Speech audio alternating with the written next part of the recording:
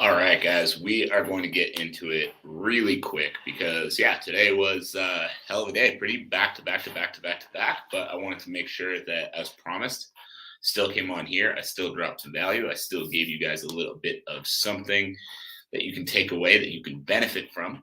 And today is going to be an especially important one. Today, we are going to be talking about why gas outs happen and how you can prevent them. So, we're going to get into the show right away here. Let's go now in 3, 2, 1. Welcome, everybody, to another episode of the Elite Development Podcast, the number one show for athletes looking to gain an edge on their opponents and build their dream careers in sport. I'm your host, Kenny Dusseault, and today we are going to be talking about why gas outs happen and how you can prevent them. So the first thing I want to make very, very clear here is that gassing out and getting tired are two different things. If you are a fighter, especially, you're in a fight. If you don't feel tired at any point while you're fighting, you're probably not fighting that hard. So don't think that if you're breathing hard and your arms are burning a little bit that you're gassed out. That is just you feeling fatigue because you're doing something that's really difficult. And when you do difficult things, you feel fatigue. That's how that works. However, gassing out is that feeling when you feel like you cannot perform because of how tired you are. So your arms are dead. Your body is shutting down. You're not able to continue to perform because of the level of tired that you've become. Apologies for that. I still have this weird little cough that's hanging on. But so basically, plain and simple, what happens when the body gasses out is you are running low on stored energy, or you are running low on what we call ATP, or adenosine triphosphate, which is the body's energy currency. So why does it happen? Plain and simple, adenosine triphosphate, the body's energy currency, is required for every movement that you make while you compete. It's required for everything as simple as sitting here and listening to this podcast, sitting here and watching this live stream, whatever it is, wherever it is you're listening to it or watching it. However, you have energy systems in your body that are constantly generating ATP and constantly using ATP. So as you use more and more ATP, you need to be consistently working on generating even more in order to continue to be able to move.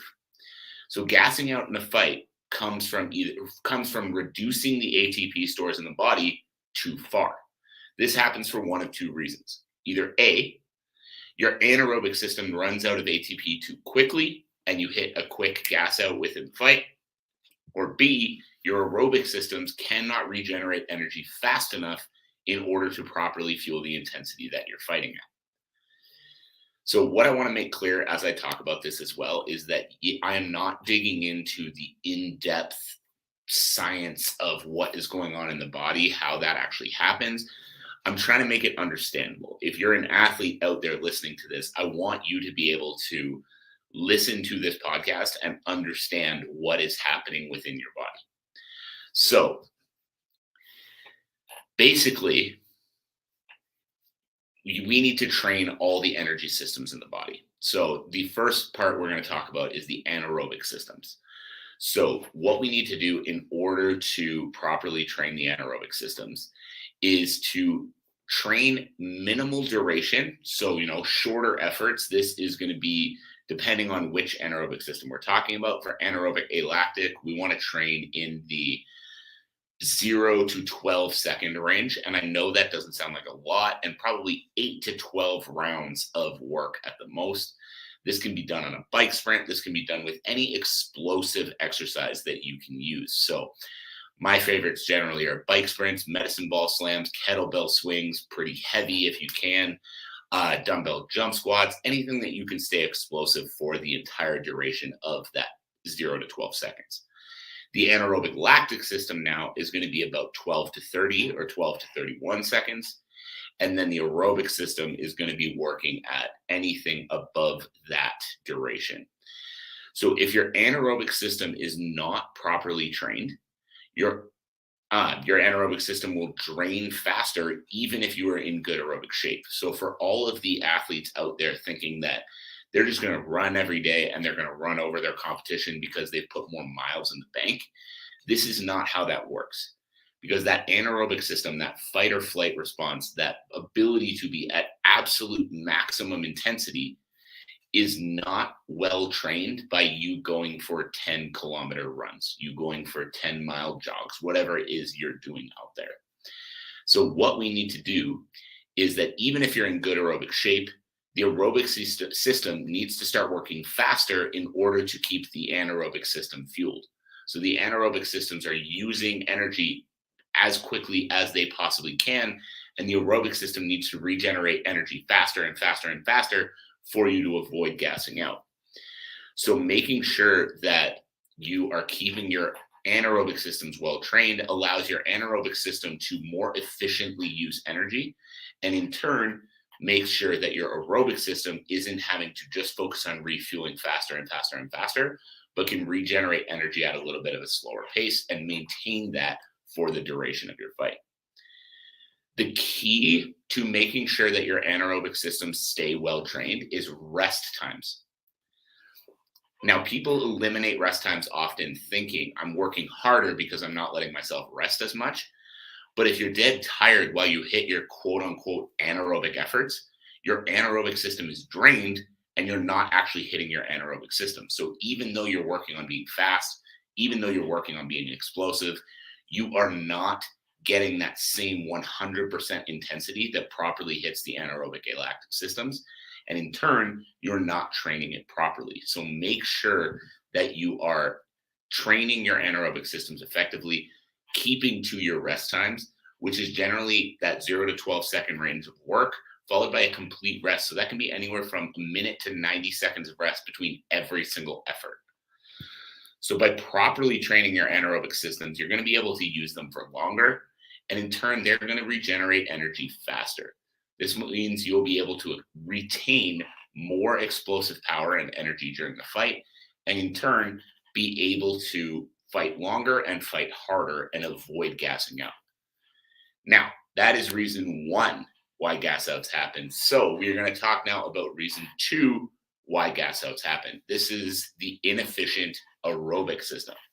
So we just talked about what happens if the anaerobic system is trained inefficiently and how it drains energy faster. So now we're going to talk about the aerobic system.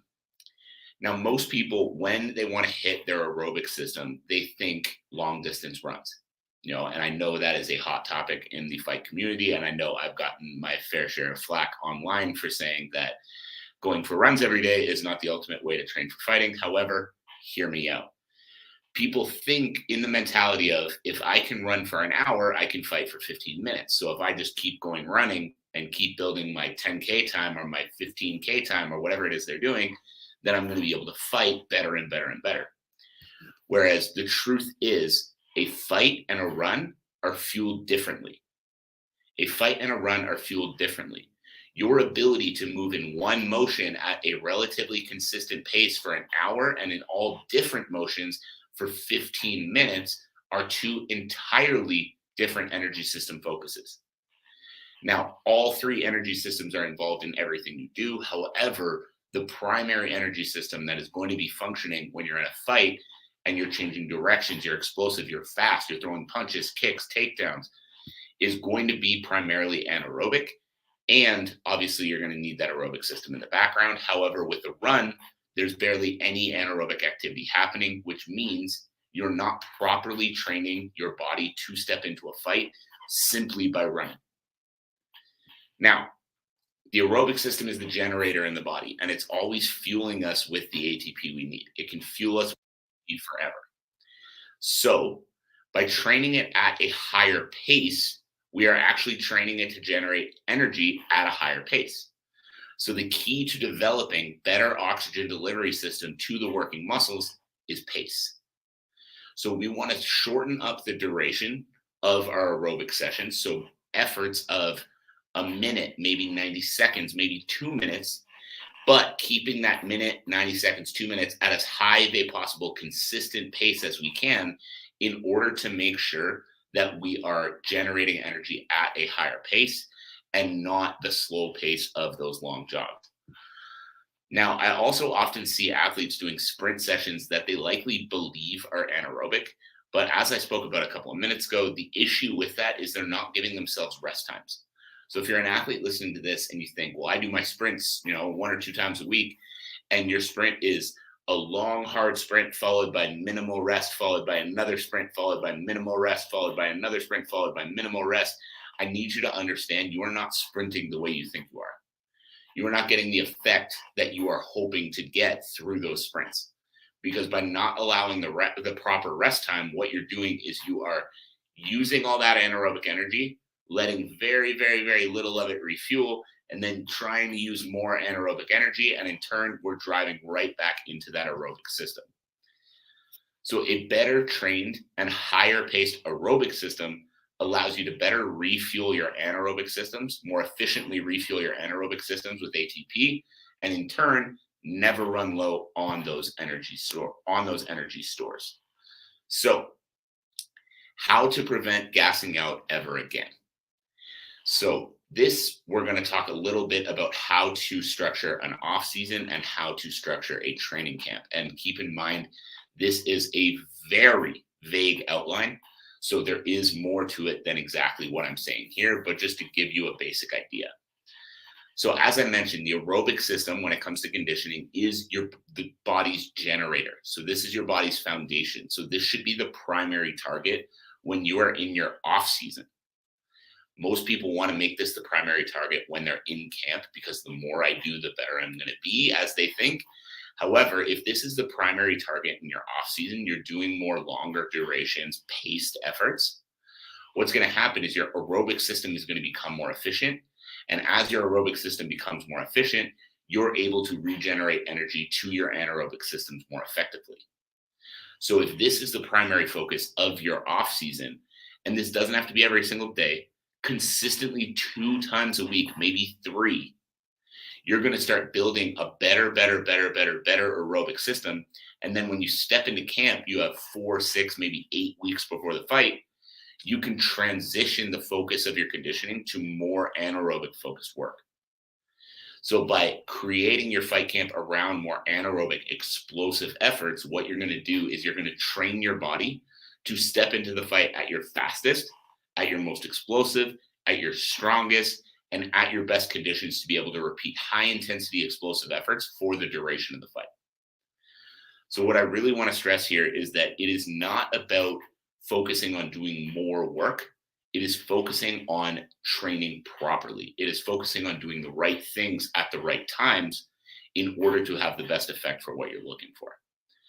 So I hope this helped. I hope this gave you some good information. I hope you took a little bit of something out of this. If you have any questions, if you want to dig into this stuff further, if you think I'm full of shit and you want to get into it with me, whatever that might be for you, I would love to have that discussion with you. So make sure you send me a message. Make sure you send me a message on social media. Drop a comment on this live stream if you are watching, or send, as I said a minute ago, send me a message on social media, and I'd be happy to answer any questions. Be happy to, have that discussion with anybody that would like to. And I hope you guys got something out of this. As always, my number one ask of you is, if you got value from the show today, share it with a friend, share it with a teammate. Share it with someone you know is going to need to hear this message. Now, I hope you all have a wonderful rest of your day, and I will talk to you all again very, very soon.